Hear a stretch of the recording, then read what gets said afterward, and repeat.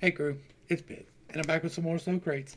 Okay, today we're going to be getting back into the works of Plato. We're going to be talking again about Timaeus. We left off, we were talking about Timaeus and the nature of created things. They talked about the creation of the soul and the fact that all of creation is based off of mathematics. We did not deep dive into the mathematics, but we went through his brief explanation of the mathematics and the nature of the soul. And today we're going to be talking more about the universe and the created things inside of the universe. Like the model that is referenced is the perfect before motion, before anything model of everything is perfectly mirrored. And now we're going to see it start to go into action. So let's make sure that we can. All right. Now, since the soul is blended from these three components, the natures of same, other, and being, is divided and combined proportionally. Now, we talked about same, other, and being. That is the threefold that makes up the one. There are many different variations of it, but it is the threefold in one. And it is literally in everything.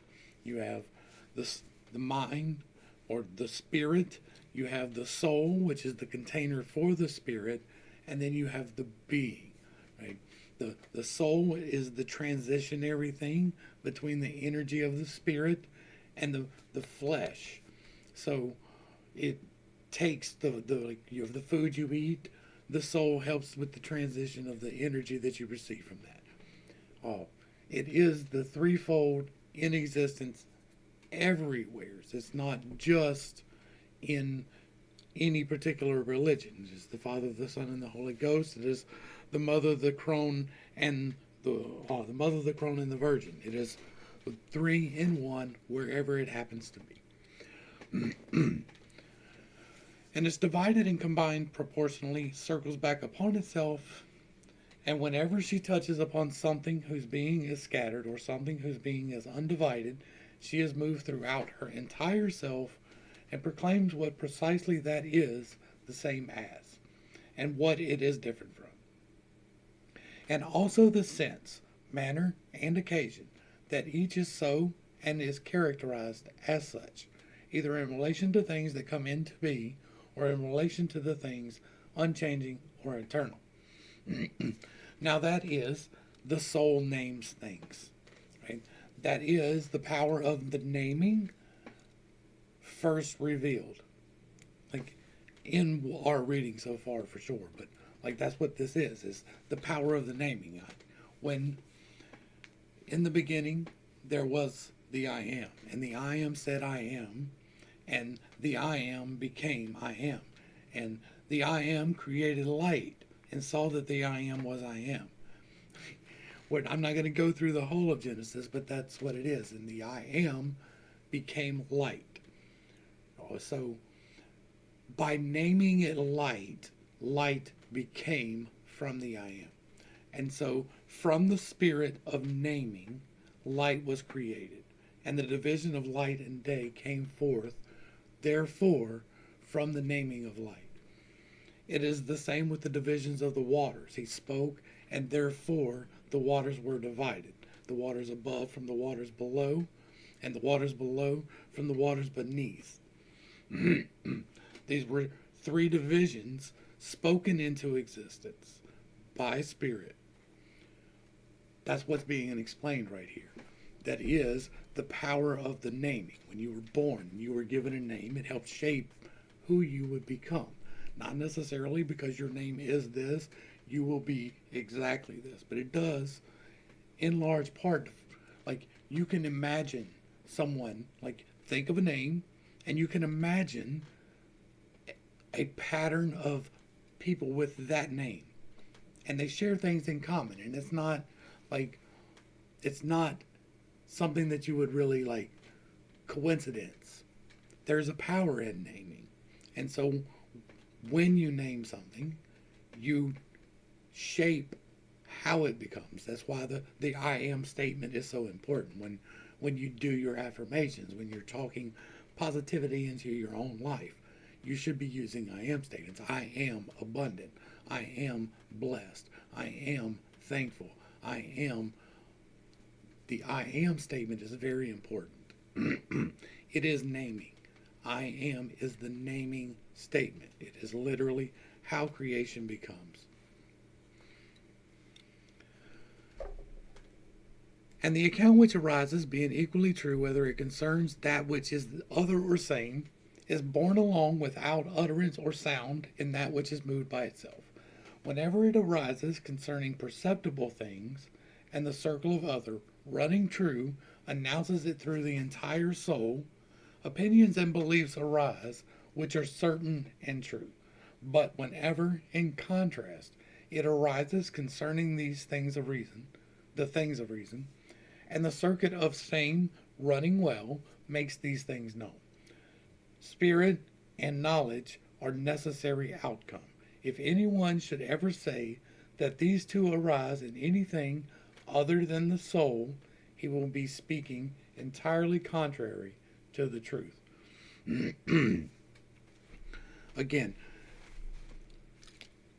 I can never write down an experience in such a way that you can experience it. You can come close. You can empathize greatly.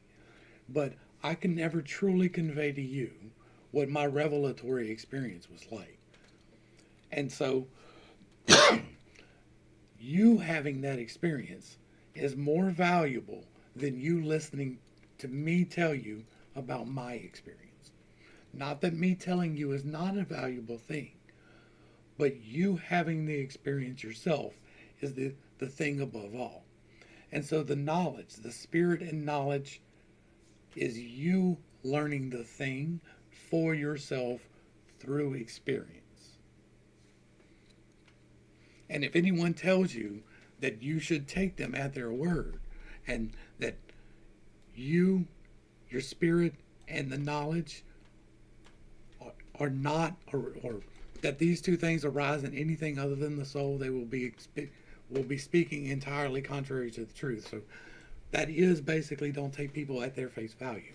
If they tell you something, do not necessarily believe it, because if it is not sourced correctly, it is not correct. And when the Father who brought it into being realized, it was moving and living, a delight created for the everlasting gods. He too was delighted, and in his rejoicing, he decided to make it even more like its model. Now, since the model is an everlasting living creature, he also undertook, accordingly, to render this universe as much like that as possible. So you have the ideal universe, and then you have the universe that we actually live in. This is a multiverse situation. They don't conceive of it in the way that I do, and I may be incorrect in the way that I conceived of it, but we've talked about my NPC multiverse situation where each person is in control of their own individual piece of the timeline, right? Now, we share pieces with other people, but we're all in charge of our piece. And so, as we make decisions, the timeline shifts according to the decisions we make. So, there could be a path where I talk to you, and there's a path where I don't. And in the path where I talk to you, this set of circumstances arises that could happen. But if I choose this other path, it doesn't. And so that is the multiverse theory that I hold. That I choose to talk to you, so therefore these possibilities are all open to me, and these possibilities are closed to me. But in an alternative universe, I chose not to talk. And so I'm going off in this direction. But I'm not a player in that country. I'm now an NPC in all of those directions. And I am not yet the player in the directions in front of me that I still have yet to choose. You're only a player in the part that you're in right now. Okay, where did I drop off? I'm going to have to start marking it when I drop off. Now, in fact, the nature of the living creature was everlasting, and it was not actually possible to completely impart eternity to the created entity. So, he decided to make a moving image of eternity. As he ordered the heaven, he made an everlasting image, moving according to number, of eternity, abiding in unity. An image we have called time. For there were no days and nights, months or years before the heavens came to be. Then, at the same time as heaven was constructed, he arranged the creation of these. All of these are but parts of time, and was and will be are forms of time which have been generated, although we do not notice this and apply these incorrectly to everlasting being. We do indeed say was, is, and will be, when is alone is appropriate to it according to the true account. What is more fitting to say was and will be of generation, what was and will be of generation, which unfolds in time, for both of these are movements. It does not belong to what is always the same and unmoving to become older or younger in the course of time, nor to have ever come into being, nor to have come into being now, nor to be about to exist in the future. And, in general, nothing that generation attaches to motions in the sensory realm belongs to it. For these have come into being, forms of time, time which imitates eternity and revolves according to number. What's more, we even say such things as what has come to be is, and what has come to be, and what is coming to be is coming to be. And again, what will come to be is what will come to be. And what is not is what is not. But none of these statements are accurate. Perhaps, though, it is not the right time now for a precise discussion of these issues. And so, this is why I wanted to point out the multiverse again before. All of the possible alternatives exist simultaneously right now, from the creation of time until the end of the toroid. Every single possibility exists at the same time. Our perception of time is us moving through those possibilities. And so, as when you manifest, what you do is you believe it, right? If you have the faith the size of a mustard seed, you can say to that mountain, move, and it will be cast into the sea. That is the real concept here. You have to believe as though it is already done. That possibility not only exists, because it does, but is the path that you are currently on. Now, it exists. You already are in possession of it. You just haven't caught up to that particular piece of the timeline yet. Your choices are still laying in that direction, and you have to keep your focus on the path that you desire to pull from. So if you are trying to manifest a specific house, and I don't recommend a specific thing in that nature, but if that is what you're going for, because that's an easy thing to talk about, you're going for this house, and you are in a position where you're not nearly ready for a house, right? You need to fix in your mind that this house will be mine. It is already, in fact, my house. And therefore, I have to take the steps to get myself into that house. And you can talk about the acts and all of the things, but if you lose focus on that house, you will be distracted from your target. If you lose focus from, I need to get to that house, you're running up the credit cards instead of paying them off. You're losing focus of the goal, of the sight at the end. You're not going through the discipline necessary to control your spending for your down payment. Or you're not waiting for the right time with the right interest rates, and you're trying to get into the market when the market's not ready for a buyer. Or all of these things that aren't in your control fully. If you keep your focus as though you already have possession of that house, everything else is just a time delay. And time is a relative thing. You just haven't caught up to it yet. This right here is another way of saying what I just said. And probably a better way, but you don't say was and is. Like, you do say is, like, it is a thing. I am, and therefore it is. The house is already mine. The job is already mine.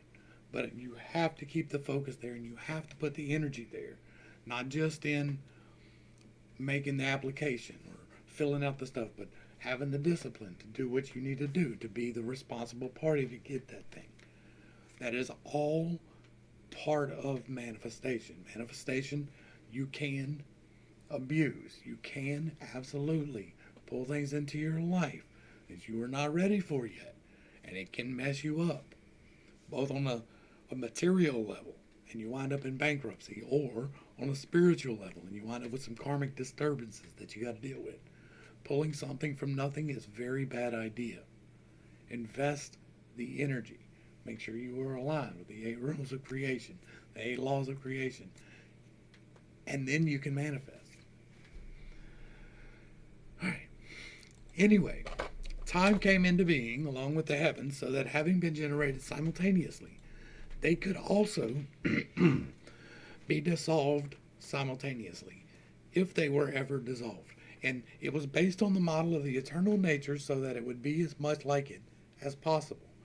For indeed, the model is through all eternity, while the heaven, for its part, having come into being, is and will be throughout all time. Based on such reasoning and consideration of God about the creation of time, in order that time might come into being, sun, moon, and the 5 other stars, which are called wanderers, were generated to define and protect the numbers of time. Having made the bodies of each, the God placed them into the orbits in which the circuit of the other was moving, 7 bodies in 7 orbits. The moon he placed in the first about the earth, the sun in the second above the earth, the morning star too, the one said to be sacred to Hermes. He said moving in circles at an equal speed to the sun, but allotted a power opposite to it, so that the sun, Mercury, and Venus alike overtake and overtaken by one another. As for the other planets, if someone were to recount everything about them and the reasons he established them, the story, though a subsidiary one, would prove to be the greater task than our main undertaking. Indeed, all this may perhaps get proper attention later, at our leisure. In any case, when each had occupied its own proper course, as needed to help in the production of time. And we're going to stop right there. No, we'll wait. We're going to go to another resource in a second. These bodies were bound with the bonds of soul and became living creatures, and learned their assigned duties, each moving in actual accord with the sideways motion of the circuit of the other, which revolves within the circuit of same, as and is ruled by it. Some traversing a greater circle, some a lesser, those in the lesser circle revolving faster, those in the greater revolving more slowly. Due to the motion of same, those which went around fastest seemed to be overtaken by the slowest, and though they actually overtook the slowest. For the motion of same, which is the swiftest of all motions, turned all of their circles into a spiral due to their divided and also opposite forward motion, and it made that which moves away from itself most slowly seem closest to it in speed. So that there might be an obvious measure of the relative slowness or swiftness, and so that the 8 courses might proceed, the God kindled a light in the second of the orbits from the earth, a light we now call the sun, so that it would shine with all its might through the entire heaven, and all deserving creatures would have a share in number, having learned it from the revolutions of same and similar.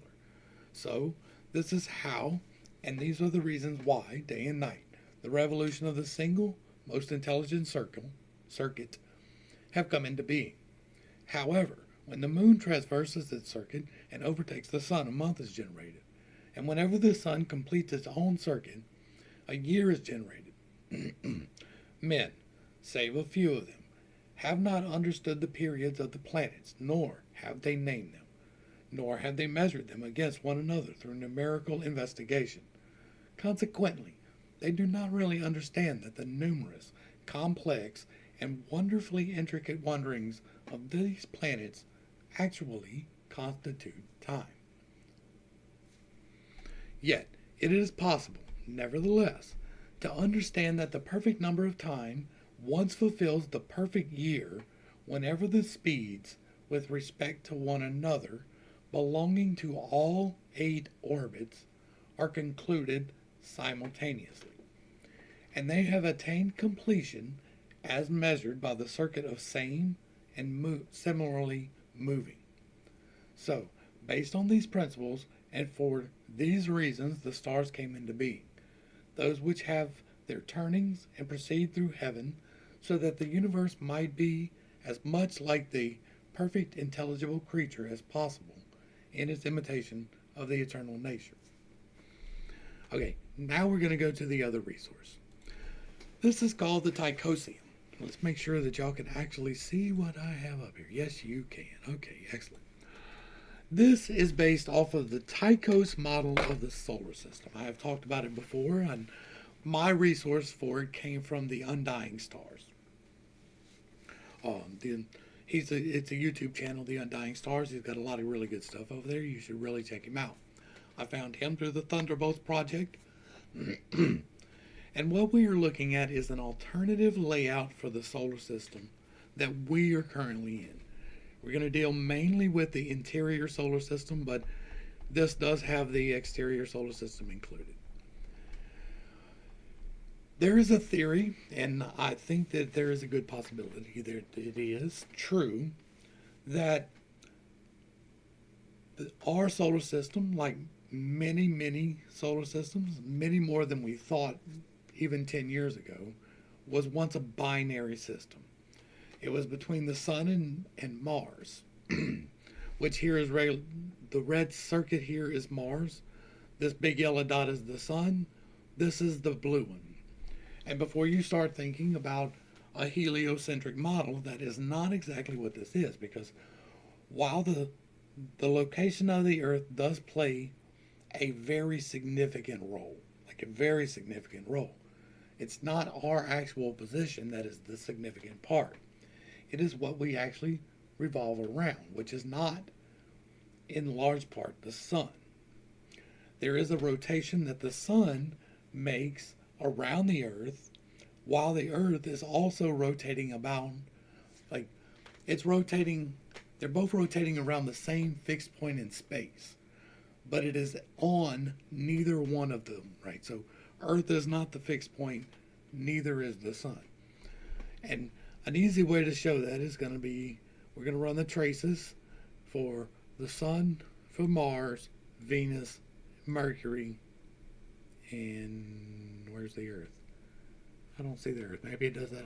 Well, the Earth is here in the middle. So, and then we've got this on 1 month is 1 second, and we're going to run this with the trace on. So you can see the rotation that we're talking about. This is the sun. This is Mars. Now, they are in binary lock, so they maintain their positions with each other as they go. But they overlap in their actual courses. Venus and Mercury rotate around the sun, while Earth is more of a rotation towards Mars. The other planets on the exterior, they also are working in this pattern, and this seems to be the best working model. It solves several problems that the Copernican model has. It solves several problems that we're facing currently in the motions of the planets. It explains a lot of the regression that should not be there, a lot of the placement while the planets, it's explained by this, and it is even better explained. I'm going to go ahead and, I forgot Mars. Okay. Anyway, we're going to turn all of them on, and I want y'all to see what we get. And I say all of them, but we're not going to quite turn on Halley's yet, or at all. But this is in the Tychos model, this is what is formed from the rotation of the planets if you track them. Now, I'm not saying that this is an absolute fact. I am saying, however, that this theory is a damn fine one to pay some attention to, because the Mandela effect in life, in every single bit of life, the spiral of life being in everything, and also here, is an important thing. When we were just talking back in Timaeus, I'm going to turn this off. We were talking in Timaeus about people not understanding the courses of the planets quite, but that we can get time from it, and it is perfectly aligned for us to be able to track time. Now, we do not perfectly track time. There are much more efficient systems than the Julian calendar and the 12-hour division. But regardless, the tracking of time is how you know that time is progressing. And to them, space, by large, was the same, right? Because, yes, you do have the progression of the equinox. You do have the zodiacs going through as the seasons progress because of the axial tilt of the Earth. But for the most part, space stayed the same. And they understood that it was them moving in the course of the planets. They believed that they were the center of the Earth and they weren't far off. Now, whether or not that was a divine placement, we're not going to argue about today. But it is important to note, like I didn't pull up the Copernican, everybody knows that one. It is important to note that there are other explanations that could be. I'm not saying that they are, but they could be. And they bear looking into. I believe that Tychos is pretty on point for many reasons that it would take way too long to go into. But I did want to give you all that resource, and I will be providing the link in the description box down below if you'd like to play around with it and see some of these things, how they track for yourself. Now, in other respects, the creation of time, including the creation of time, the universe was already fashioned, very like the model it was imitating. However, it was still unlike it in one respect, as it did not yet contain, generated within itself, all the living creatures. And he set about this remaining task by molding the universe towards the nature of the model. Therefore, he decided that this should have within itself the same quantity and variety of creatures as spirit discerns in that living being. Now, there are 4 types. 1, a heavenly race of gods. Another, winged and airborne. A 3rd type, dwelling in water. And a 4th, traversing dry land on foot. Welcome to the entities, y'all. Welcome to the introduction of the entities that I talk about in the Bible study. And we have talked about here the basis for the demon that Socrates himself talks about. And so we have one that is of the heavenly race of gods, and they're going to get described somewhere in a second. One that is winged and airborne, so one outside of the air of the heavenly race of gods, and another winged and airborne, so terrestrial but not on terra, right? Within the atmosphere, but not on the ground. And one in the water, and then one on the land. And the form of the divine race he made mostly from fire, so that it would be the brightest and most beautiful to behold. And to make it resemble the universe, he made it well-rounded. He placed it in the intelligence of the dominant circuit to follow that path, and distributed it around the entire heaven in a circle, to be a true adornment to it embroidered over the whole. He assigned 2 movements to each. One, an unchanging movement in the same place, always thinking to itself the same thoughts about the same things. The other, a forward motion, dominated by the revolutions of same and similar. They are devoid of the other five motions and are at rest, so that each of them may become as excellent as possible. From this cause, all the unwandering stars have come into being, divine, everlasting creatures which abide forever, revolving in the same way in the same place. But those that turn back and keep wandering in this fashion have come into being in the manner we described before. And earth, our nurse, packed about the axis, stretching through the universe, he devised as guardian and artificer of night and day, the first and eldest of all the gods that have come into existence within the heaven. So, I believe that there are many layers to this. I believe that this is talking about the sun and the stars, which is one layer of this, and it is also talking about the angels, right? Now, I know I hold unconventional beliefs, and you would not normally expect to find in Plato somebody talking about angels and demons and mermaids and nymphs. But I believe that all those stories came from something. I believe that there are things that we don't know, and I don't claim to know them, right? I have had experiences that lead me towards one explanation, and I try to relay that as best I can to you, but it is up to you to experience whether or not what I believe is true, right? It can only be true as if you can go out and experiment for yourself and find it to be true. So all I am doing is relaying my interpretation of things. So this is at once the stars and the sun, and it talks about the axis of the earth. Well, that lends me towards globe. It's not uncommon in antiquity to get references of a round earth, and not just like a disc round, but like a globe rounding. People knew for a long time we were a globe, and we were a globe wandering through space. They understood that.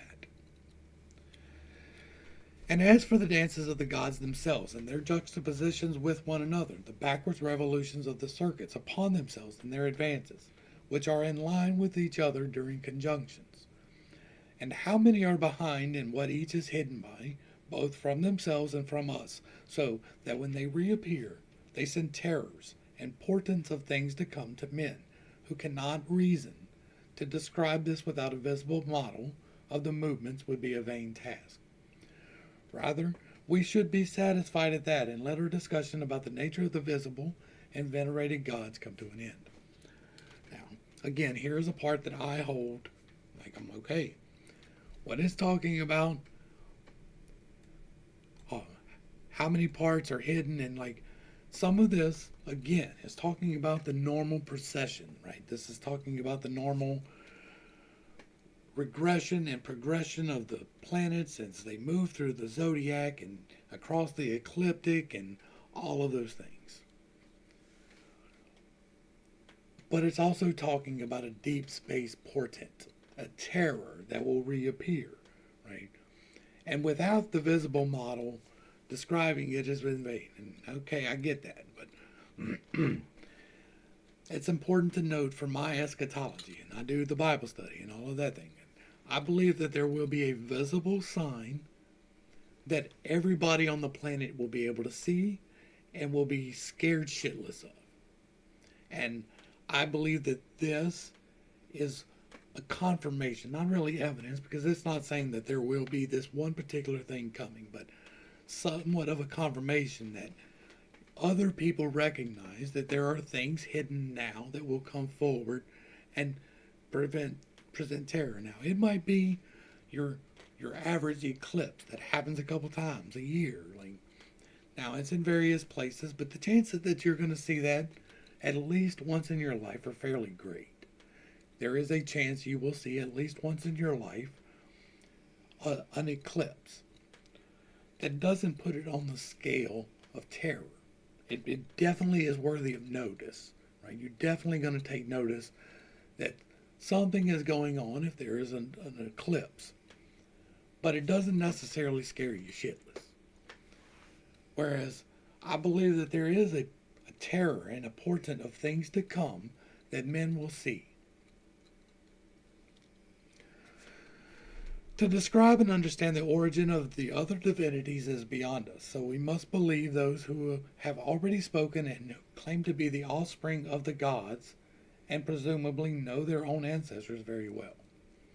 Now, it is impossible to disbelieve the children of gods, even though they speak without any probable or compelling evidence. Yet, they speak as though they are describing family matters. So, we should follow custom and believe them. Accordingly, let us accept their version of the generation of those gods, and let us describe it.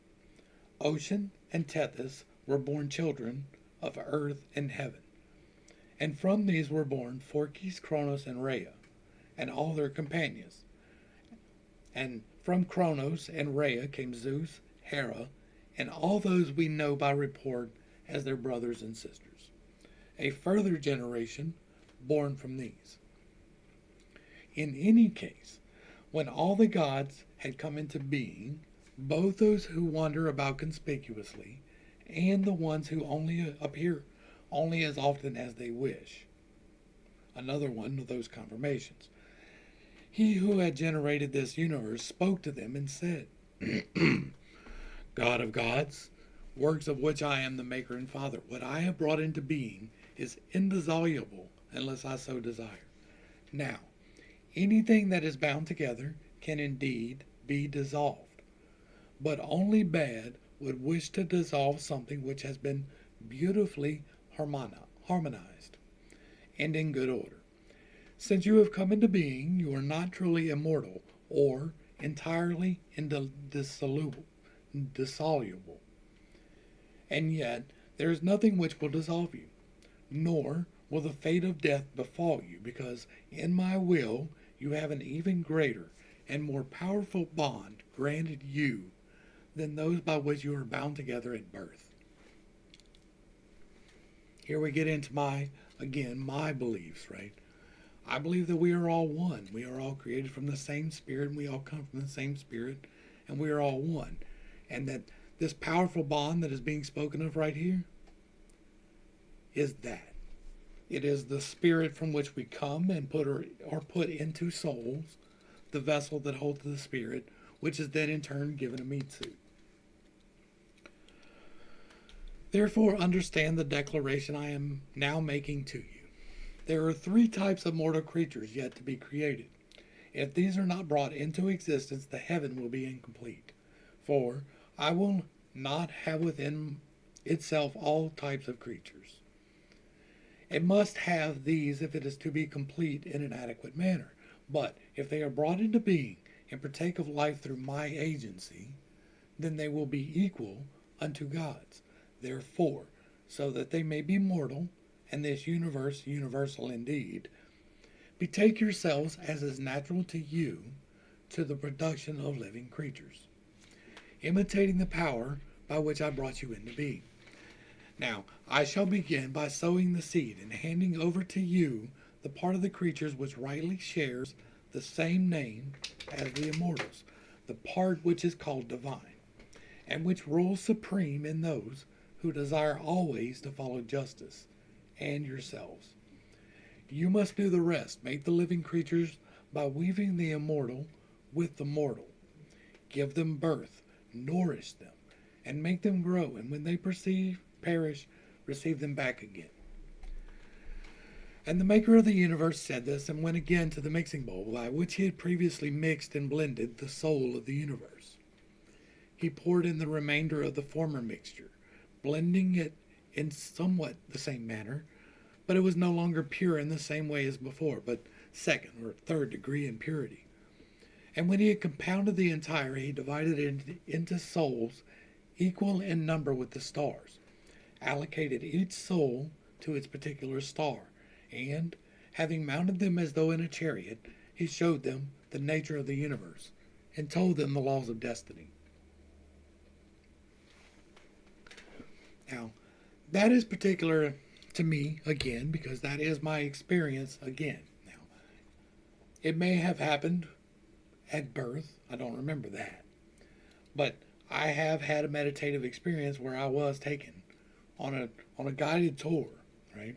I was shown creation happen, and the mechanics of it happening, and it's pretty cool. But I can never relay that to you in a way that you can actually get. You have to experience it.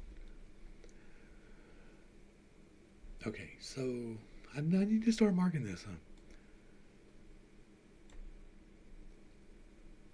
Okay. That the first birth would be arranged the same for everyone so that no one would be disadvantaged at his hands. That they should be dispersed to the instruments of time, appropriate to each, to grow as the most God revering of creatures. And the nature of humanity being twofold, the stronger would be the type hereafter called man. And once the souls were necessarily implanted in bodies, and there was a process of addition and removal of portions of their bodies, there would necessarily be, in the first place, an innate sense of perception produced from forceful impressions, and secondly, love, mixed with pleasure and pain, and in addition to these, fear and desire, and all that follows in their train, and whatever stands in natural opposition to these. If men should conquer these, they would live justly, but if conquered by them, unjustly. Whoever lived well during his assigned period of life would journey again to his native home, which is his kindred star, to live a happy life in conformity with his nature. But if he would fall short of this, he would transform into a woman's nature in his second birth.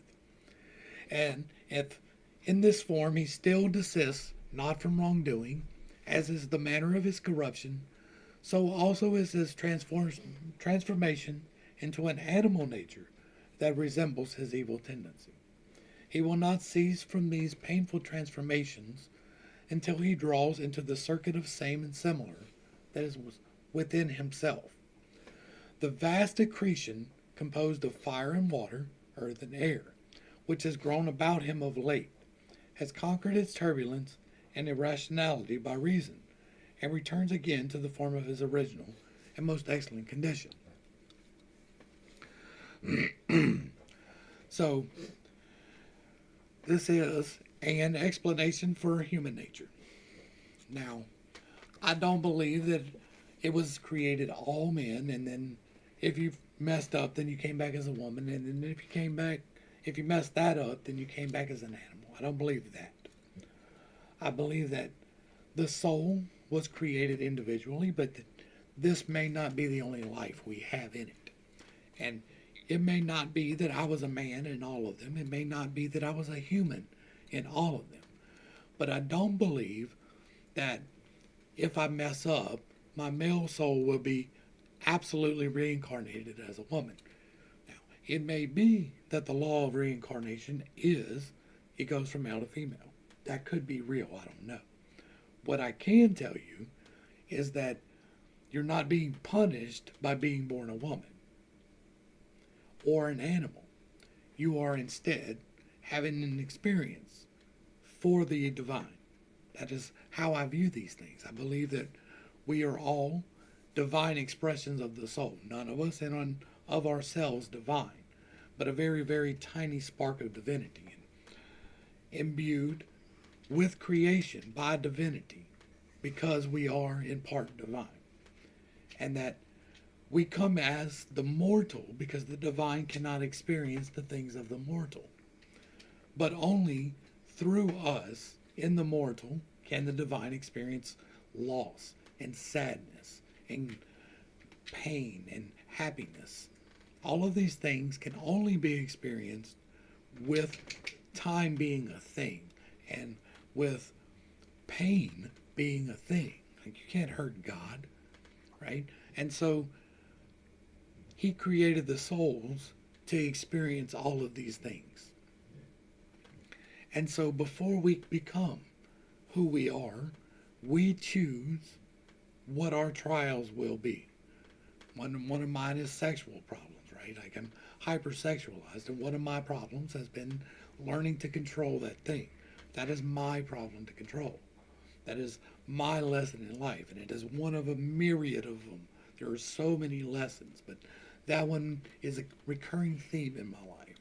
And so it takes extra effort on my part. But if I get it wrong, that does not mean I come back as a woman. It does not mean I come back as a dog. It just means that I got it wrong. And I go back, and God's like, all right, you want to go back and try this again? And you're like, yeah, I do. I want to get this right. So you come back and you try it again. But next time, it's tougher. And whether you're a male or a female, it's tougher. Because you have to get it right. That doesn't mean that you and yourself ever make it right. You are born with sin nature. You are born wanting to get it wrong. But the only thing you've got to do to want to get it right is ask. And I deal with that in the Bible study. I'm not going to get into that here. Maybe. And when he had prescribed all of these laws for humans so that he would be blameless of their future evils, he sowed some of them into the earth, some in the moon, and some into the other instruments of time. But when the sowing was complete, he handed over the making of mortal bodies to the young gods, and as well as that, the fashioning of all the parts of human souls that still had to be added, and all that goes along with them. And they were also to govern this mortal creature and guide it as beautifully and as excellently as they could, unless it should become a source of evil itself.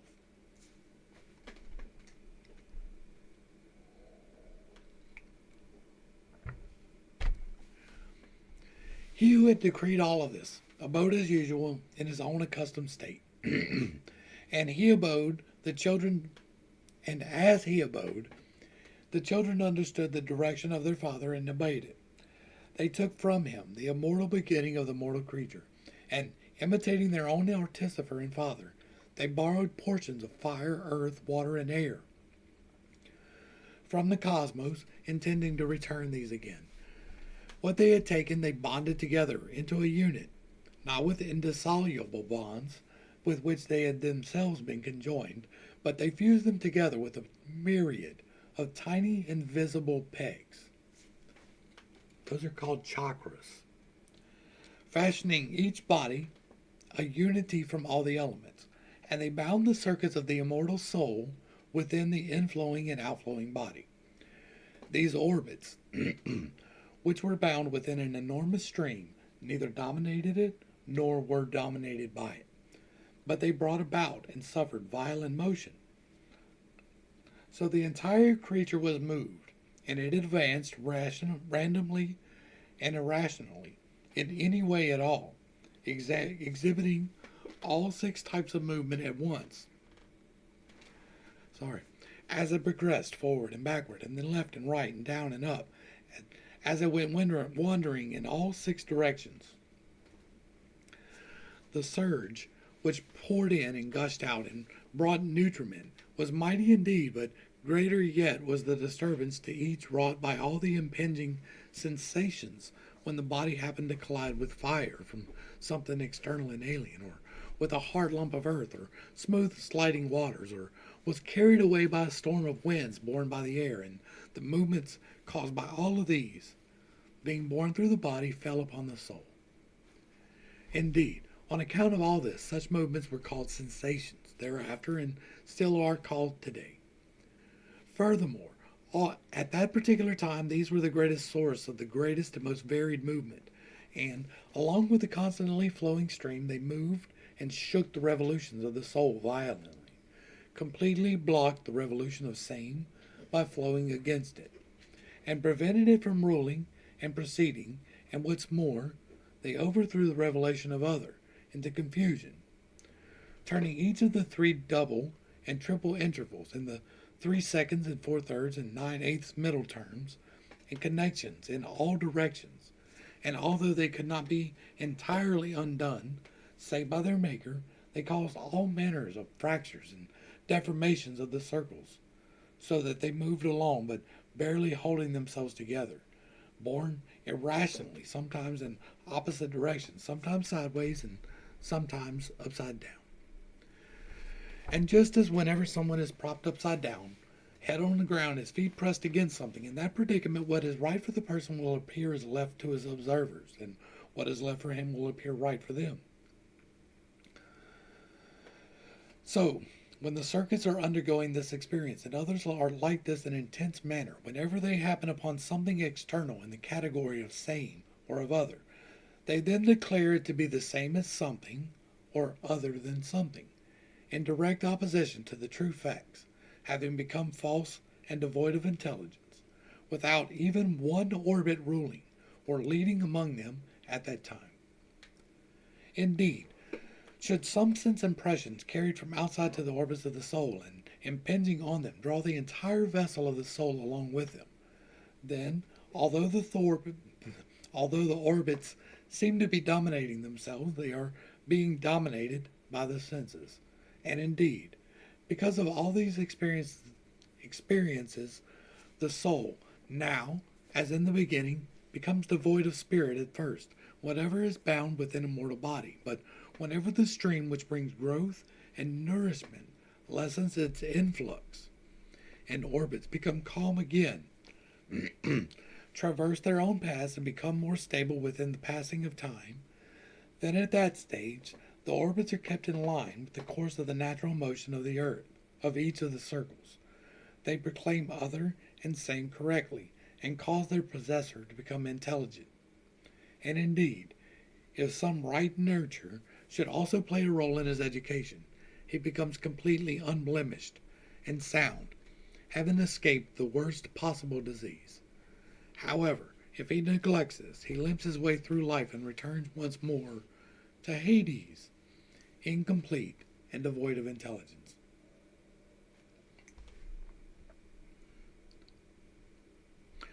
Of course, this all happens later on. However, we must deal more precisely with the issues before us now and issues prior to these, concerning the generation of the body part by part and of the soul too, and the reasons and intentions of the God in producing them. This we must recount in detail, holding to the most likely account and proceeding on that basis. Now, there are two divine revolutions which imitate the round shape of the universe, which is spherical. They bound within a spherically shaped body, which we now call the head.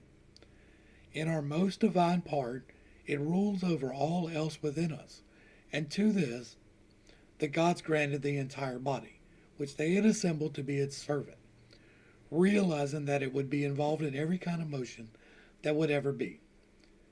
They gave this chariot the means of transport to the head, so that it would not go rolling about the earth with its various hills and hollows, unable to get over the one or out of the other.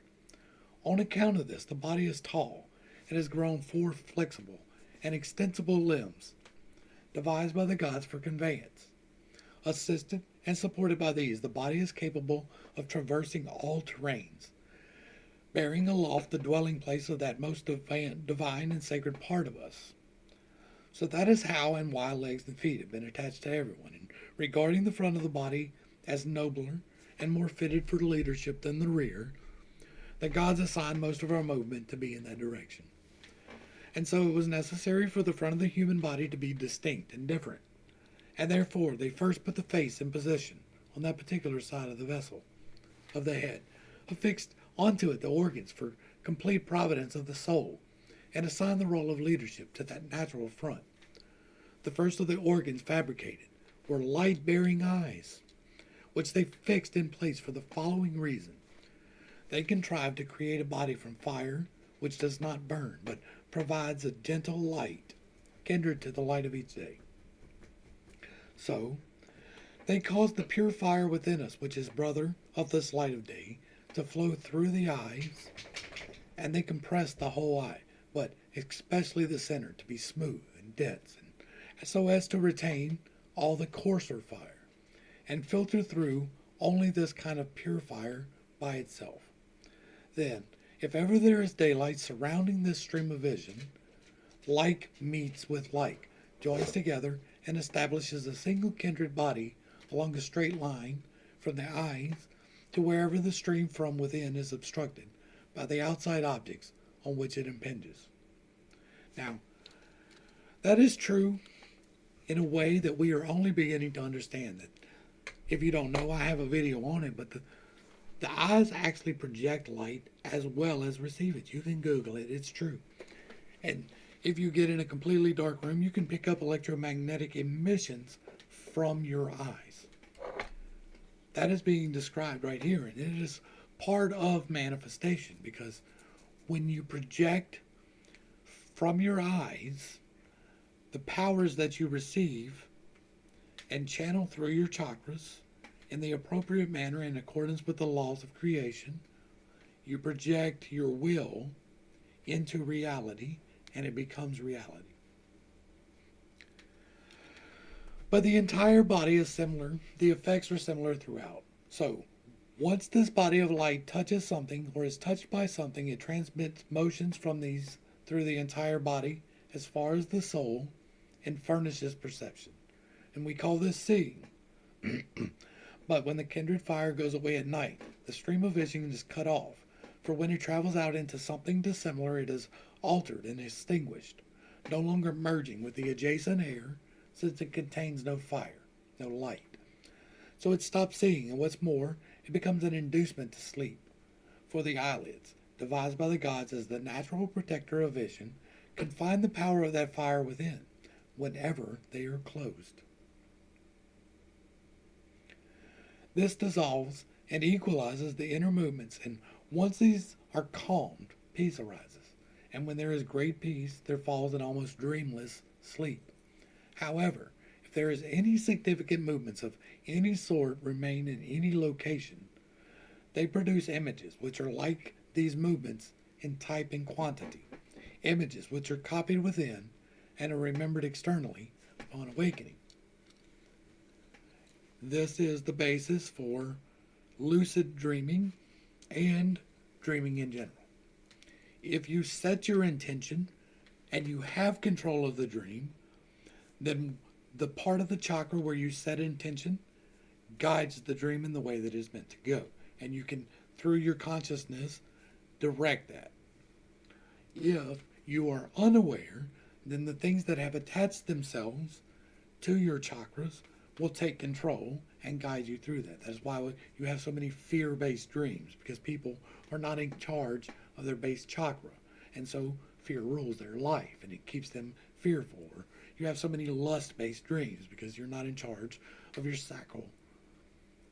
These things are explanations. Now, when you're receiving wisdom dreams, that means that is coming from a higher chakra. It is above the heart. It is more of a divine source. And so it is more to be paid attention to than to be corrected. Now, there is no particular difficulty in understanding the production of images in mirrors or anything smooth and reflective. For all such images necessarily make their appearance from the communion of the inner and outer fire with one another, and then, whenever this in turn unites on the smooth surface and is transformed in different ways. Sorry, y'all. I got this thing in my throat. And I have not yet reached the part of the timeline where it's all the way gone. And the fire from the reflected face coalesced with the fire on sight on the smooth and bright surface. Left then appears to be right because opposite parts of the ray of sight make contact with the corresponding parts in contrary manner in the normal manner of contact.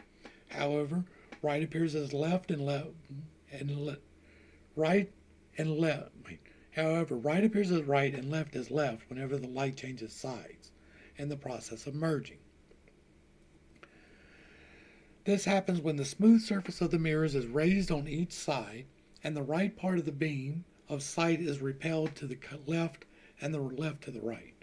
When the same mirror is turned lengthwise to the face, it makes all appear upside down by repelling the light of the beam to top and bottom. We're going to try and get through eyes and then wrap it up. So, now, these are all contributory causes which God employs as servants in perfecting the most excellent form that is possible.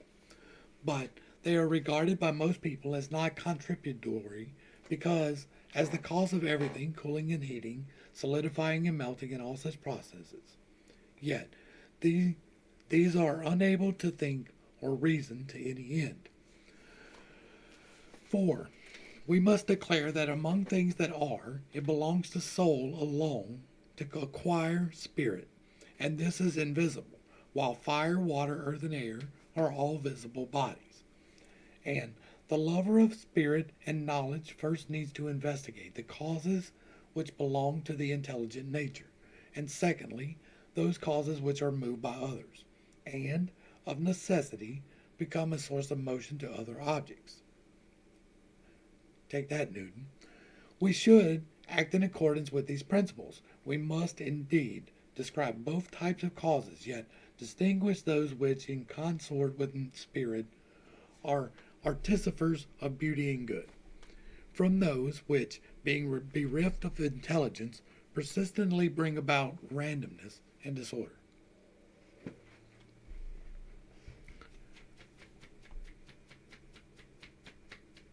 Okay, and that's where we're going to go ahead and wrap this up, I think. Where are we at on time? Oh, yeah. There's a little bit more on eyes. We will get to that tomorrow, but then we get into the nature of spirit, so we're definitely going to go ahead and wrap this one up here. Hopefully I brought a little bit of enlightenment and not too much confusion to a somewhat difficult topic. I dropped a little bit of my gems in this. There's a lot of their gems in this. Hopefully together we can put together a gemmery, right? We can have together a treasure box of little gems on how to manifest into our lives real things. That is a real thing. You should definitely check out the 8 Laws of Creation. To the crew, thanks for hanging out. I appreciate every single minute that you are here with me, and I am praying for you every single day. Until next time, I love you. God loves you. You're perfect, whole, and complete just the way that you are. And this has been Pitt State. Peace.